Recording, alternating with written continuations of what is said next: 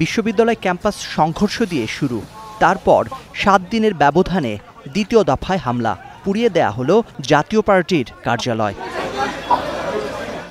সহিংসতার আগুন থেকে রেহাই পায়নি রাজবাড়ীর গোয়ালন্দের মাজারের মরদেহ।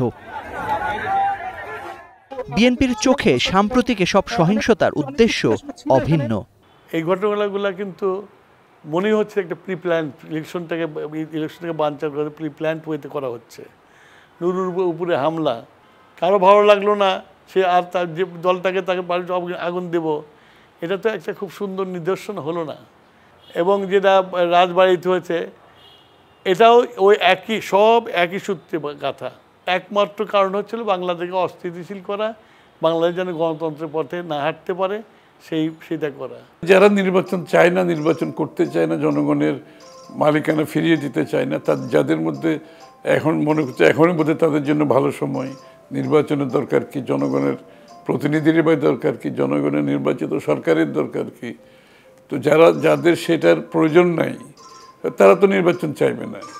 এদিকে ভোট প্রশ্নে এখনো বিপরীত মেরুতে রাজনৈতিক দল, তার উপর সারা দেশেই বাড়ছে সহিংসতা। বিএনপি নেতাদের কাছে তাই প্রশ্ন ছিল, এই বাস্তবতায় জাতীয় নির্বাচন নিয়ে তারা কোনো শঙ্কা দেখছে কিনা।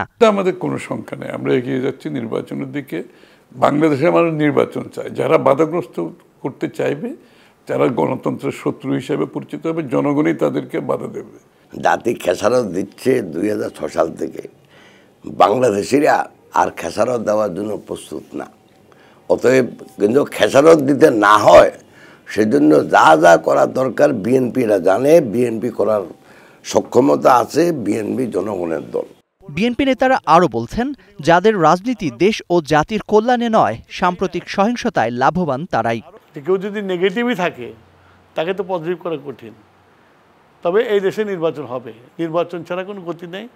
নির্বাচন না হলে এই দেশে যে ভয়াবহ অবস্থা হবে, এটা কারোর জন্য মঙ্গলকর হবে না। সহিংসতা নয়, বরং জনপ্রিয়তা যাচাইয়ে গণরায়ের মুখোমুখি হতে সব রাজনৈতিক দলের প্রতি আহ্বানও জানিয়েছেন বিএনপির কেন্দ্রীয় নেতারা। Zakaria Ahmed, star news, Dhaka.